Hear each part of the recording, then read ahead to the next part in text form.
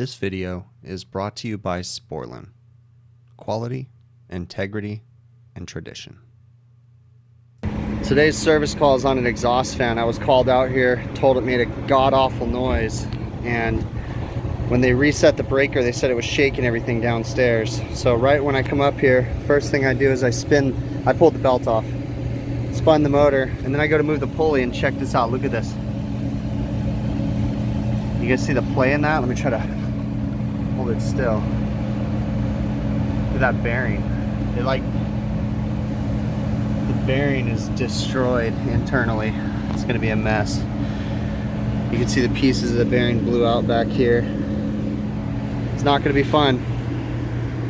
So I was able to find the bearings. I'm hoping that it didn't damage the shaft and it's just the bearing, because it looks like the bearing blew apart.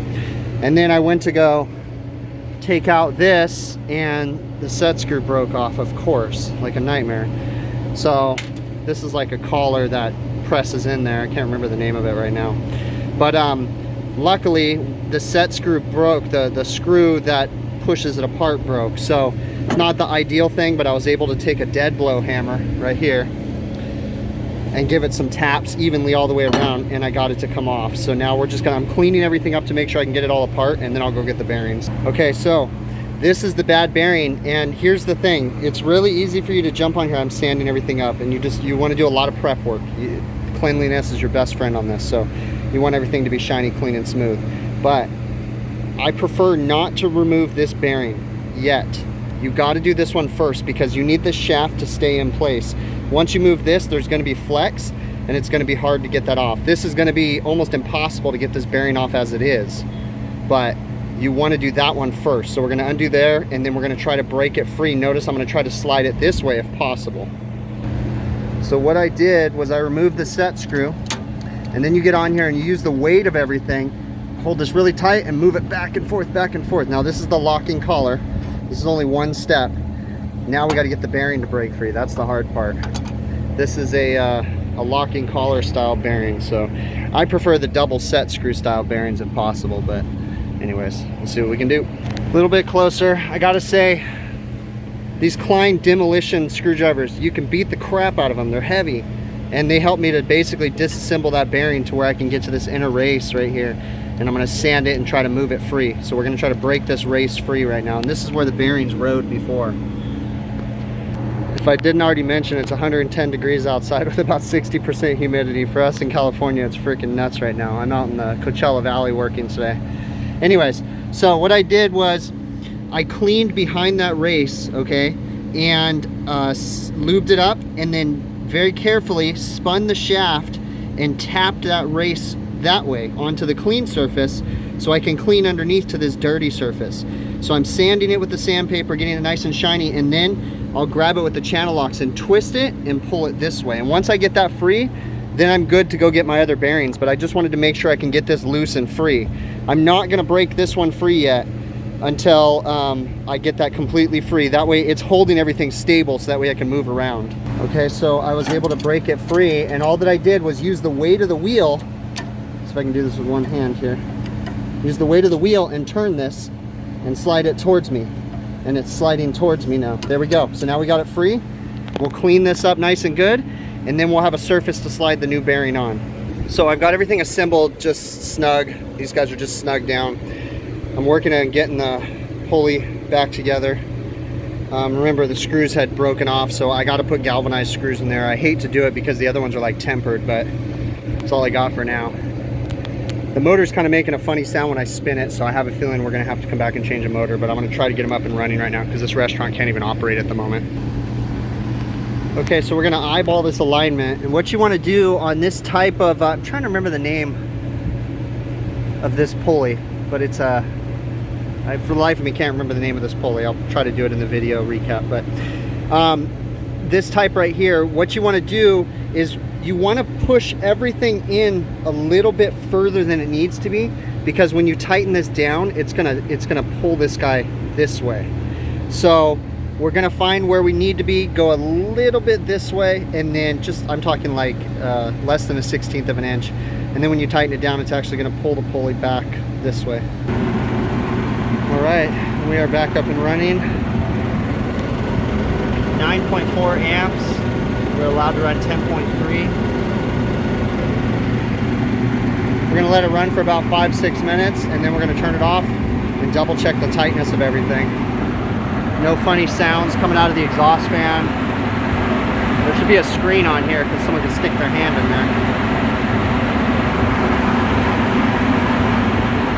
Thing needs to be clean too.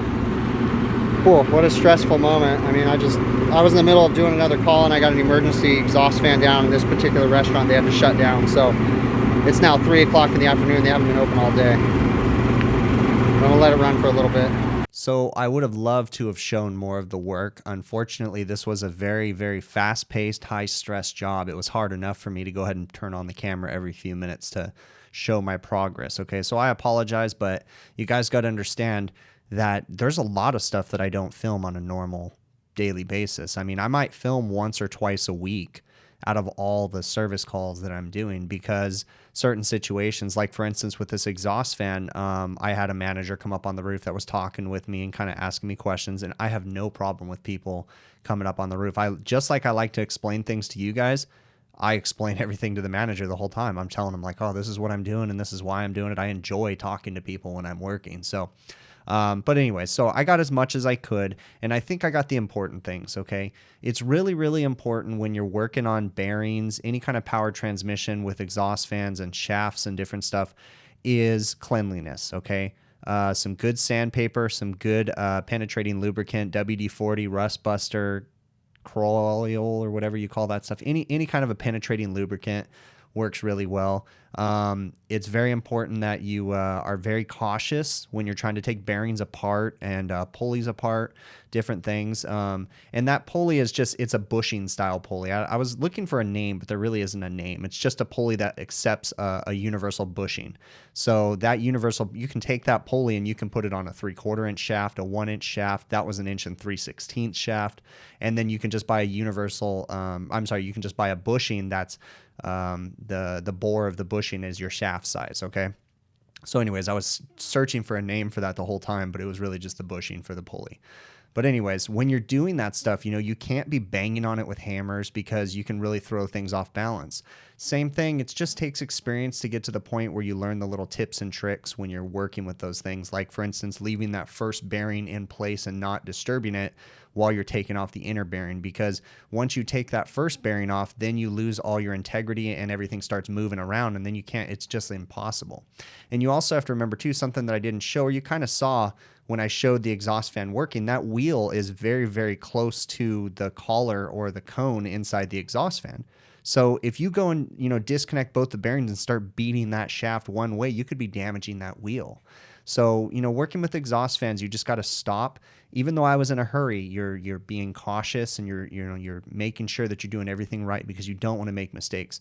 Little mistakes can lead to big problems with those exhaust fans. When you figure those things are spinning at such a high RPM, even the littlest ding inside that wheel is going to throw everything off, okay? Some of the tools that I used in that video too, I really like Klein demolition screwdrivers. I had just recently gotten those, and they're really cool because you can beat on them and you don't have to worry about it. And that metal, the way that it feels to me is it feels like the metal is part of the shaft. I don't know. I guess I'd have to cut one open to know for sure, but super nice. When you're working with power transmission, bearings, pulleys, different stuff like that, a tuning fork, an automotive tuning fork is a great tool for you. It works really well to separate bearings and different things. It's a great tool. So I'll put some links down in the video show notes so you guys can see what I'm talking about, okay? And then, there's always other methods too. I'm sure some of you guys were probably going crazy because I eyeballed the pulleys. You can take like string and straight edges and try to line up the pulleys and different things too. Guys, I'm probably not, the greatest at making sure everything's perfect, but I got a pretty good eye for telling when things are straight, and I can look at the pulleys and see how the belt is riding in the pulley, and I can get pretty darn close. So probably not the best way to do it, but that's just how I've always done it, is just eyeball it. If I was working on something super critical, I might, do it a little bit differently. But these fans, I mean, they're important, but we don't really have vibration problems per se on these things and stuff, so everything's pretty good. The other thing too is the bearings. So the type of bearing that was in there was a locking collar bearing. I'm not a fan of those because they can be difficult taking them off. They're great going on. And the concept of them is great. You know, you tighten the collar the opposite way that the shaft's going to spin, so the centrifugal force tightens the collar on as it's spinning. But I like a set screw. I just like to put a set screw bearing on there. That's what I put on there, and just tighten down 2 set screws and you're one and done. So, hey guys, I really appreciate you taking the time to watch this video. Leave me some feedback. Let me know how you do it. Tell me what I did wrong. Tell me what I could have done better. Really appreciate the feedback. I will catch you guys either on the next live stream or on the next video, okay? All right, thanks.